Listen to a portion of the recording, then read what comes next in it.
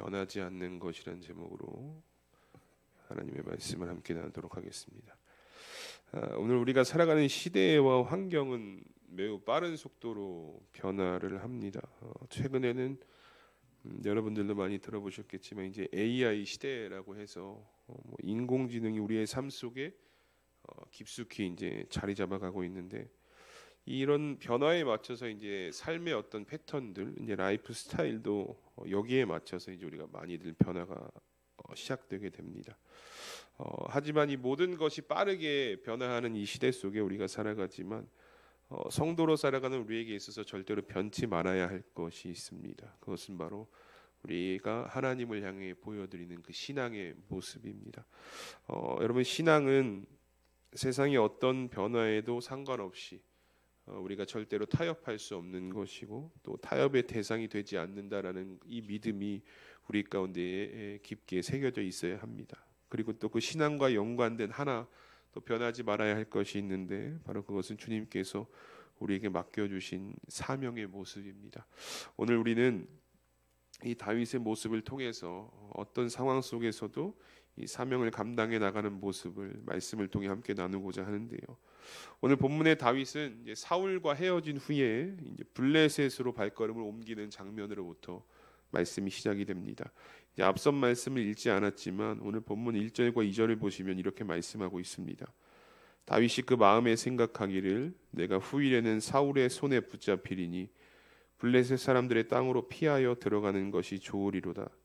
사울이 이스라엘 온 영토 내에서 다시 나를 찾다가 단념하리니 내가 그의 손에서 벗어나리라 하고, 다윗이 일어나 함께 있는 사람 600명과 더불어 가드 왕 마옥의 아들 아기스에게로 건너가니라 라고 말씀합니다. 앞서 말씀에서 이제 사울과의 대면 후에 이제 사울이 항복하는 것처럼 해서 이제 다윗과 사울의 관계가 좀 마무리되는 것을 보게 됩니다. 그런데 다윗은 여기서 끝이지 않았습니다. 왜냐하면 사울은 여전히 계속해서 마음이 변하고 있다라는 것, 어떤 상황에 따라서 나에게 항복했지만 다시금 나를 또 공격할 수 있는 상황이다라고 생각했기 때문에, 그래서 다윗은 이 다음을 생각했는데, 다윗이 생각했던 이 다음은 무엇이냐, 내가 안전하게 도피할 수 있는 곳이 어디인가였습니다. 그런데 사실 후보지가 여러 곳이 있었겠죠. 다윗의 증조모였던 이제 룻의 고향인 모압도 있었을 것이고, 특히 이제 모압은 다윗에게 꽤나 호의적이었습니다. 그래서 모압으로 피하는 것도 하나의 방법이었을 테지만, 이 본문에 보시면 다윗은 이제 모압이 아니라 이스라엘 땅을 벗어나서 블레셋으로 향했다라고 하는 것을 성경을 통해 확인하게 됩니다. 그런데 여러분, 이 선택이 꽤나 의외인 것은 무엇이냐면, 이제 앞서 이 블레셋은 다윗이 도피 생활했던 중에 다윗에게 큰 어려움을 주었던 장소였기 때문입니다. 그러니까 과거에 상처가 있었던 곳에 다시 그곳으로 발걸음을 옮긴 것인데, 이 사무엘상 21장을 보면 이 다윗이 이전에 사울의 눈을 피해서 도피 생활을 할 때 왕궁에서 도망쳐 나와서 떠났던 곳이 바로 이제 블레셋 가드였습니다. 그리고 그 블레셋에서 다윗은 이제 자신이 결정한 것, 내가 블레셋으로 향한 것이 잘못되었다라는 것을 이내 깨닫고, 성경을 보니까 막 미친 채를 해서 결국 힘겹게 그 자리를 빠져나왔다라는 것을 우리가 성경을 통해 고백할 수가 있죠. 그런데 다시금 그곳으로 향한다라는 것은 사실 이제 사람의 생각으로는 쉽게 이해할 수는 없습니다. 이전에 나에게 어려움을 주었던 그 블레셋으로 다시 향한다. 근데 중요한 것은 어쨌든 다윗은 지금 현재 사울을 피했어야만 했습니다. 물론 이제 사울이 막 직접적으로 공격을 하는 그런 상황은 아니었지만 사울이 언제든지 그의 마음이 변할 수 있었기 때문에, 그래서 이 블레셋이 가장 적합하다라고 이제 스스로 판단을 내리게 되는데, 여기서 근데 중요한 것은 1절을 보시면 이렇게 말씀하고 있죠. 다윗이 그 마음에 생각하였다라는 것이죠. 여러분, 이 그 마음에 생각했다라는 것은 무엇을 의미하느냐? 하나님의 뜻을 물은 것이 아니죠. 하나님께 묻고 블레셋으로 향한 것이 아니라 개인적인 판단, 내가 마음에 생각하기를 블레셋이 좀 나을 것 같다라는 판단으로 이제 블레셋으로 향했다라는 것이죠. 앞서 블레셋으로 향할 때도 사실 이런 연약함이 있었습니다. 하나님께 묻지 않고 스스로의 판단을 앞세워서 블레셋으로 향했었는데, 이 두 번째 블레셋으로 향할 때 역시 자신의 마음에 생각한 대로 움직였다라는 것을 우리가 보게 됩니다. 여러분, 분명 이전 말씀에서 우리가 다윗의 신앙에 대해서 굉장하다, 정말 그 신앙은 칭찬받을 만하다라고 이렇게 고백했었거든요. 하나님께서 도우시고 갚아주실 것이라는 그 확실한 믿음으로 반응했던 다윗의 모습을 우리가 함께 나눴었는데, 근데 이어지는 오늘 본문에서는 또 하나님의 뜻이 아니라 자신의 마음에 생각한 대로 움직이는, 어떻게 보면 너무나 연약한 모습을 다윗이 또 보여주고 있다는 것이죠. 여러분, 오늘 이 다윗이 보여준 신앙의 모습이 오늘 성도로 사랑하는 우리의 모습과 참 많이 닮아 있다는 것을 우리가 말씀을 통해 고백할 수가 있게 됩니다. 우리가 신앙이요, 매 순간 하나님을 찾고 하나님을 부르고 하나님에 대한 확신과 믿음으로 늘 이렇게 성장해 나가면 좋겠지만 실상이 이제 그렇지 못하다라는 것이죠.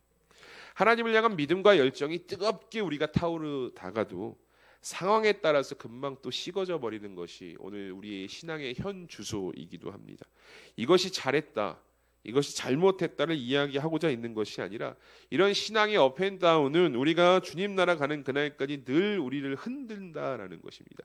다윗도 이것에 계속 흔들렸던 것처럼 우리 역시 신앙의 길을 걸어가는 하루하루의 순간 가운데 우리를 흔드는, 우리를 신앙이 높아졌다가 낮아졌다, 이 순간을 계속해서 우리가 경험하게 된다라는 것입니다.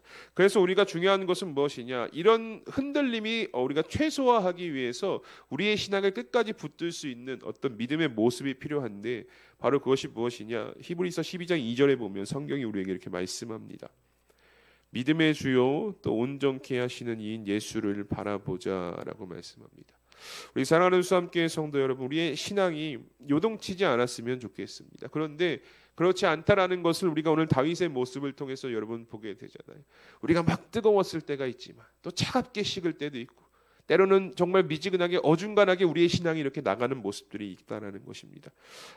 근데 우리의 신앙이 요동치지 않기 위해선, 이 확신과 믿음이 우리 가운데 흔들리지 않기 위해선 우리 가운데 한 가지 선행되어질 것이 있는데, 바로 그것이 무엇이냐, 믿음의 주요 또 온전케 하시는 이 예수를 바라보는 믿음의 행위입니다.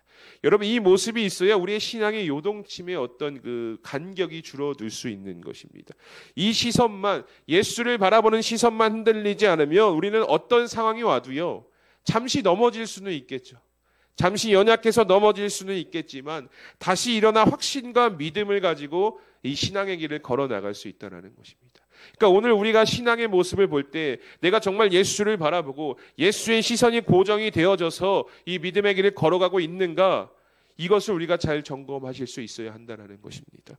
바라기는 오늘 여러분들의 신앙의 모습이요, 세상의 어떤 헛된 것들에 고정이 되어져서 이 길을 걸어가는 것이 아니라 오직 예수 그리스도께만 고정이 되어져서 주님만 바라보시고 이 믿음의 길을 끝까지 완주하시는 우리 수암교회 성도님들이 되시기를 주님의 이름으로 축복합니다. 이 다윗이요, 개인의 판단으로 블레셋으로 향해요. 개인의 마음으로 이것이 좋겠다라고 향하죠. 그런데 이전에 미친 채하고 도망쳤을 때와는 달리요, 이 가드의 왕이었던 아기스가 다윗을 매우 반갑게 맞아주는 것을 보게 됩니다. 사실 이전에 이 21장에 기록되었던 아기스의 모습은 어떤 모습이었냐면, 이 미친 채하고 막 침 흘리고 이런 다윗의 모습에 굉장히 강한 거부감을 나타냈다라는 것을 우리가 성경을 통해 볼 수 있게 되거든요. 그런데 오늘 본문에 보면요, 그런 기색이 전혀 없습니다. 다윗의 가족들, 군사들을 아주 반갑게 환영하고 그와 함께 동거했다라고 성경이 말씀하고 있다라는 것을 보게 됩니다. 그러니까 이런 모습으로 인해서 과거 21장의 가드의 아기스와 오늘 본문의 아기스가 다른 사람이 아닌가라고 이제 뭐 어떤 책에서도 이야기하기도 합니다. 그리고 어떤 주석에서는 이 아기스가 왕의 이름이 아니라 어떤 그 가드 왕의 칭호였을 것이다라고 이야기도 하는데, 왜냐하면 행동이 너무나 다르기 때문입니다. 21장에서 아기스의 모습과 오늘 본문에서 아기스의 모습. 그런데 어쨌든 중요한 것은 아기스가 다윗을 굉장히 환대했다라는 것입니다. 그의 가족들, 군사들 함께 모여서 그 가드에서 동거할 정도로 그를 환대했다라는 것이죠. 왜 그러느냐? 이 아기스도 다윗이 충분한 이용의 가치가 있을 것이다. 내가 이 다윗을 데리고 있으면 내가 블레셋 가드가 성장해 나가는데 이용 가치가 있을 것이다라는 마음으로 이 다윗을 아주 환대했다라는 것을 보게 됩니다. 그런데 이런 와중에 다윗이 아기스에게 한 가지의 제안을 하게 되는데요. 우리가 오늘 읽지는 않았지만 본문 5절과 6절, 우리 5절과 6절 말씀 우리 함께 읽어보도록 하겠습니다. 시작. 다윗이 아기스에게 이르되 바라건대 내가 당신께 은혜를 입었다면 지방 성읍 가운데 한 곳을 내게 주어 내가 살게 하소서. 당신의 종이 어찌 당신과 함께 왕도에 살리이까 하니 아기스가 그날에 시글락을 그에게 주었으므로 시글락이 오늘까지 유다 왕에게 속하니라. 아멘. 함께 아기스와 함께 가드에 머무르고 있었는데요. 그런데 이제 서로 생각이 다르잖아요. 아기스는 다윗에 대한 생각이 다르고 다윗도 아기스에 대한 생각이 다르기 때문에 생각이 다른 사람들이 함께 있으니 얼마나 불편했겠어요. 다윗이 아기스에게 하나의 제안을 하는데 그것이 바로 무엇이냐면 이 성읍 하나를 좀 나에게 내어줬으면 좋겠다. 우리 가족들, 우리 군사들이 머물 수 있는 성읍을 하나 왕께서 내어주셨으면 좋겠습니다라는 부탁을 하게 되는데 이 다윗의 요청을 보면요, 굉장히 공손한 자세로 아기스에게 나아가고 있는 것을 보게 됩니다. 이 다윗의 요청이요, 아기스에게는 너무나 달콤한 제안이었던 것은 무엇이냐? 다윗이 뭐라고 고백하냐면 5절에 당신의 종이 어찌 당신과 함께 왕도에 살겠습니까? 라고 고백하는 것을 보게 됩니다. 이 다윗이 자신을 낮추면서요, 나는 당신의 종이입니다 라고 지금 완벽하게 고백을 하고 있는 것을 아기스가 듣고 너무나 기쁜 거예요. 그래서 시글락이란 장소를 이제 다윗과 그의 군사들에게 땅을 제공했고, 다윗은 오늘 성경을 보니까 그곳에서 하나님께서 다시 부르시기 전까지 1년 4개월의 시간을 머물렀다라고 이야기하는 것을 보게 됩니다. 그런데 여러분, 이 다윗이 시글락에 머물면서 그냥 그곳에서 평안을 누리고 있었다라는 것이 아님을 우리가 성경을 통해 보게 되는데요. 오늘 본문과 8절 9절에 이렇게 말씀하고 있습니다. 우리 8절과 9절 한 목소리로 함께 읽도록 하겠습니다. 시작. 다윗과 그의 사람들이 올라가서 구슬 사람과 기르스 사람과 아말렉 사람을 침노하였으니 그들의 옛적부터 술과 애굽 땅으로 지나가는 지방의 주민이라. 다윗이 그 땅을 쳐서 남녀를 살려두지 아니하고 양과 소와 나귀와 낙타와 의복을 빼앗아 가지고 돌아와 아기스에게 이르매. 아멘. 여러분, 정치적 망명을 한 거거든요. 지금 다윗이 이제 나는 블레셋의 일원이 되겠습니다라는 그 망명을 지금 해서 아기스와 함께 지금 가드에서 또 시글락으로 옮겨진 것인데, 그런데 그곳에서 그냥 망명을 했으면 그냥 조용히 지내면 되는 것이었거든요.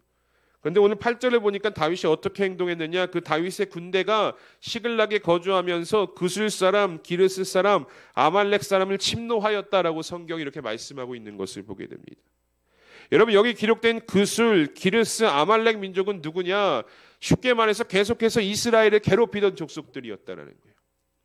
이스라엘을 괴롭히던 족속들을 다윗이 시글락에서 블레셋에 망명한 상태에서 그들을 공격하고 그들을 침노하였다라고 성경이 우리에게 말씀하고 있는 것입니다. 여러분, 다윗이 형식상으로는요, 지금 아기스의 신하로가 된 것처럼 우리가 볼 수 있습니다. 아기스를 왕으로 여기고 블레셋의 일원이 된 것처럼 보이게 되지만, 그는 그 위치에서도, 그 블레셋의 일원이 된 것처럼 그 모습과 상황 속에서도 이스라엘을 항상 생각했던 것이고, 이스라엘을 괴롭혔던 그 민족들을 공격하면서 이스라엘을 도우는 모습을 이 블레셋에 살아가면서도, 블레셋의 일원이 된 것처럼 보이면서도 그 사명을 감당해 나갔던 모습을 오늘 성경이 말씀하고 있는 것입니다. 여러분, 왜 다윗이 구슬 사람, 기르스 사람, 아말렉 사람을 공격했는가? 여러분, 다윗은요, 이전에 하나님께 기름 부음 받았거든요. 왕의 사명을 기름 부음을 통해 받았다라는 거예요. 이 당시 이스라엘 왕의 사명은 무엇이냐? 백성들을 보호하는 거예요. 이스라엘 사람들을 보호하는 것이 왕의 사명이었는데, 다윗은 지금 현재 블레셋에 있으면서도, 블레셋에 거주하면서도 내가 이스라엘을 떠날 수밖에 없었지만 그 사명은 내가 잊지 않고 있다라는 것을 이 8절에 구슬 사람과 기르스 사람, 아말렉 사람을 공격하면서 내가 여전히 하나님께서 나에게 주신 그 사명을 기억하고 감당하고 있다라는 것을 오늘 다윗이 우리에게 보여주고 있다라는 것입니다. 상황에 따라서 내 사명이 잠깐 놓아놓고 내 잠깐 뒤로 밀어놓고 이것이 아니라, 내 상황은 상황이고 하나님께서 나에게 주신 그 사명은 내가 어떤 상황이든 간에 내가 순종하겠다라는 이 믿음의 모습을 오늘 다윗이 우리에게 보여주고 있다는 것이죠. 여러분, 근데 이제 사실 다윗이 이 구슬과 기르스, 아말렉을 침노한 이 모습을 보면 우리가 어떤 전쟁의 형태를 떠올리게 되냐면 헤렘이라고 불리는 진멸의 형태를 떠올리게 됩니다. 왜냐하면 막 남자와 여자를 다 죽이거든요.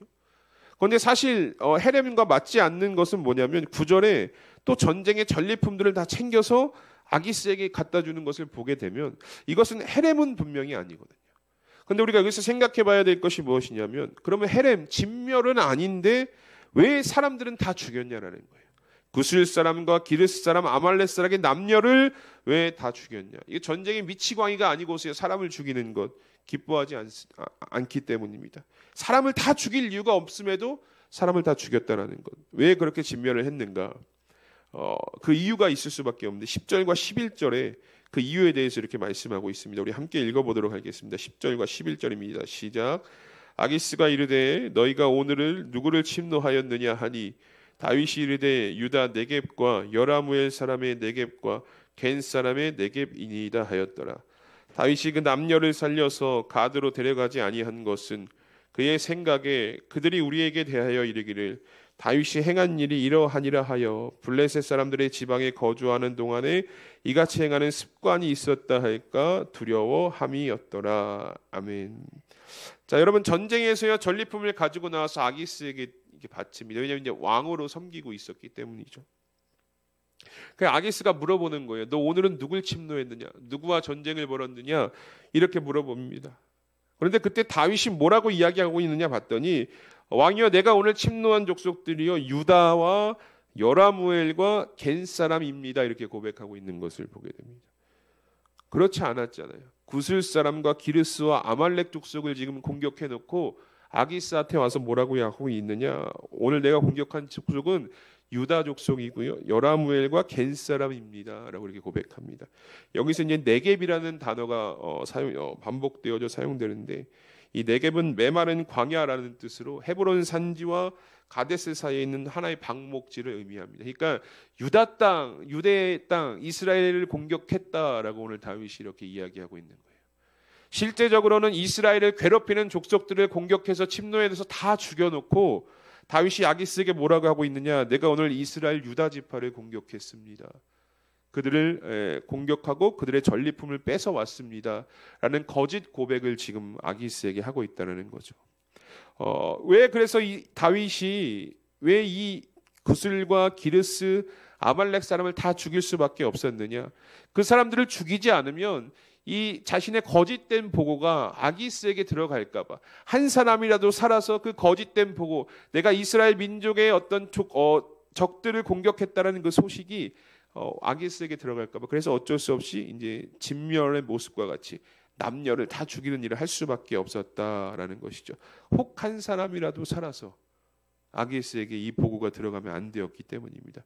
그래서 이런 다윗의 보고를 들은 아기스가요. 본문 12절에 이렇게 고백합니다. 아기스가 다윗을 믿고 말하기를 다윗이 자기 백성 이스라엘에게 심히 미움을 받게 되었으니 그는 영원히 내 부하가 되리라고 생각하니라. 아멘. 여러분 오늘 다윗은요. 어쩔 수 없이 지금 블레셋으로 망명을 할 수밖에 없었습니다. 그리고 아기스의 신하가 될 수밖에 없었던 상황입니다. 안 그러면 자신이 설 곳이 없었기 때문에 이스라엘에 계속 머무를 수도 없었기 때문에 이런 선택을 할 수밖에 없었습니다. 그런데 그런 상황 속에서도요. 다윗은 자신에게 기름을 부으신 하나님의 사명을 잊지 않았던 모습을 우리에게 보여줍니다. 물론 오늘 다윗이 자신의 판단대로 블레셋으로 향한 것은 오판입니다.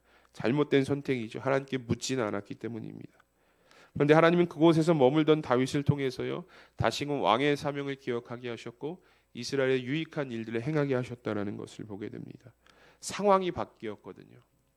사명을 받을 때랑 상황이 바뀌었고 내가 거주하던 필드도 바뀌었지만 그러나 다윗은 하나님께서 나에게 주셨던 그 사명을 잊지 않았던 모습을 오늘 우리에게 보여주고 있습니다.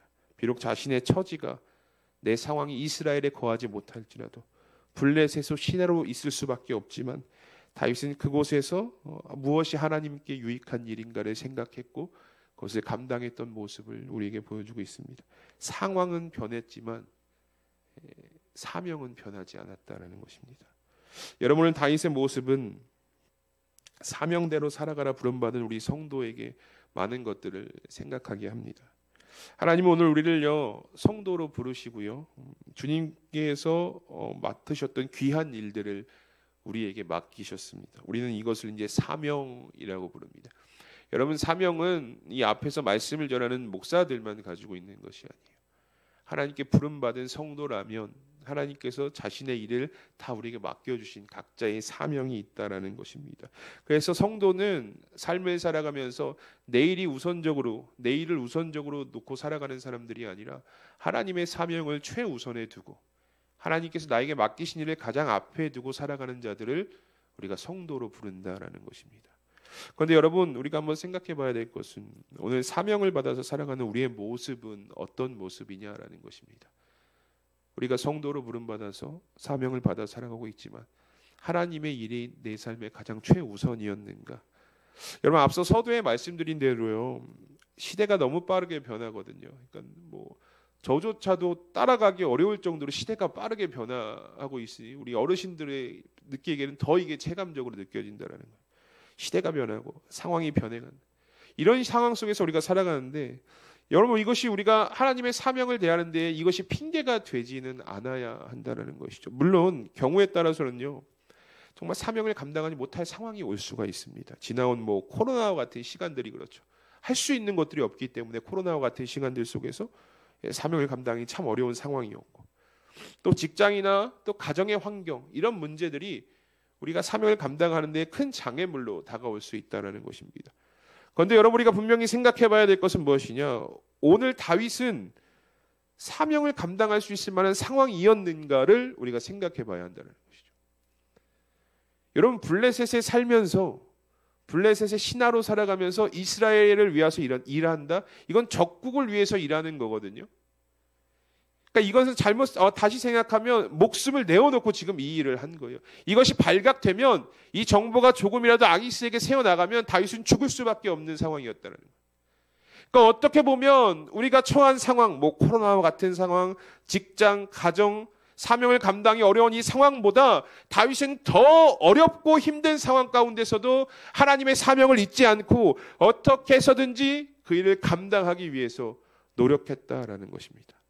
아기스에게 조금만 밉보이면 가차없이 죽을 수밖에 없는 상황 속에서 무엇이 하나님께 기쁨이 되는 일인지, 무엇이 이스라엘에게 유익이 되는 일인지 기름 부은 왕으로서 한시도 잊지 않았다라는 것입니다. 우리 사랑하는 수암교회 성도 여러분, 하나님께서 어떤 모습을 기뻐하실까요? 상황에 막혀서, 변화에 막혀서 하나님의 사명보다, 아니면 세상의 일에 더 집중하는 우리의 모습을 기뻐하실까요? 아니면 상황이 바뀌지만, 시대가 변하지만 그래도 성도에게 주어진 그 사명을 끝까지 붙들고 어떻게 해서든지 순종하려는 그 모습을 하나님께서 기뻐하실까요? 바라기는, 여러분, 이제 달력을 보시면 알겠지만 이제 일주일밖에 이제 시간이 남지 않았습니다. 2024년도가 이렇게 시간이 남지 않았는데, 뭐 지나온 2024년도를 우리가 다시 돌릴 수는 없겠죠. 내가 뭐 마음 먹는다고 해서 2024년도 1월로 갈 수는 없지 않습니까? 그러니까 우리가 지나온 시간들은 다시 돌릴 수는 없지만, 다음 주면은 우리 또 새로운 마음으로 2025년도를 저희가 시작할 수 있게 됩니다. 여러분, 2025년도 이제 새롭게 시작될 텐데 여전히 상황은 빠르게 변하고요. 또 우리에게 좋지 않은 신앙의 생활을 이어가기 어려운 상황이 될 것이고, 또 시대도 그렇게 변할 것입니다. 그런데 그런 상황과 시대의 변화 속에서 우리가 또 손 놓고 내려놓고 그냥 상황만 바라보고 시대의 변화만 바라보고 사명을 잊고 사는 것이 아니라, 오늘 다윗의 모습을 우리가 기억하면서 하나님, 제가 2025년도에는 어떤 상황에 놓이든지 어떤 시대의 변화가 찾아오든지 이 다윗처럼 주님께서 나에게 맡기신 사명을 믿음으로 감당해 나가겠습니다. 이런 결단을 가지고 2025년도를 믿음으로 시작하시는 우리 수암교회 성도님들이 되셨으면 좋겠습니다. 지나온 한 해, 지나온 것은 지나온 것이고 앞으로 새롭게 시작될 이 한 해에 하나님께서 무엇을 기뻐하실까? 여러분, 하나님은요, 끝까지 핑계대지 않고 사명을 감당하는 자들의 모습을 기뻐하신다는 사실을 기억하시면서 2025년도도 믿음의 결단으로 사명을 잘 감당해 나가시는 우리 수암교회 성도님들이 되시기를 주님의 이름으로 축복합니다. 우리 이 시간 말씀을 기억하면서 함께 기도하기 원합니다. 지나온 2024년도 주님께서 맡기신 사명을 온전히 감당하신 한 해였습니까? 2024년도의 삶은 이제 지나왔으니까 결국 하나님께서 평가하시고 판단하실 것입니다.